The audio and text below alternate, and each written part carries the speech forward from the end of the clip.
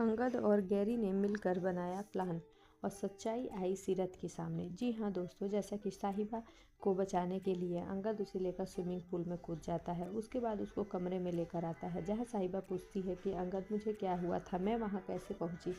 तभी गैरी आता है और गैरी से अंगद कहते हुए नज़र आता है कि गैरी, हम कैसे सच्चाई तक पहुँचेंगे। जिस पर गैरी कहता है कि मुजरिम हमारे सामने ही है और हम उसको जल्द से जल्द सबके सामने ला देंगे।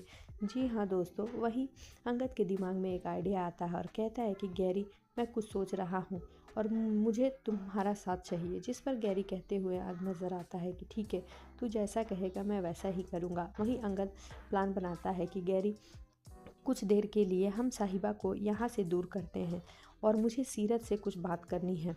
तो वहीं अंगद कहता है कि ठीक है। जहाँ सीरत को ऐसा लगता है कि साहिबा इस घर में नहीं है तो वो अंगद के कमरे में आती है और वहीं अंगद सीरत से पूछते हुए नज़र आता है कि तुम सीरत बताओ, अब तो साहिबा भी नहीं है, तुम मेरे बारे में क्या सोचती हो, क्या हम दोनों अपनी नई ज़िंदगी की शुरुआत कर सकते हैं। वहीं सीरत खुशियों से झूम उठती है। इतने में पीछे से साहिबा आ जाती है और साहिबा बोलती है कि अंगद, तुम ये क्या कह रहे हो।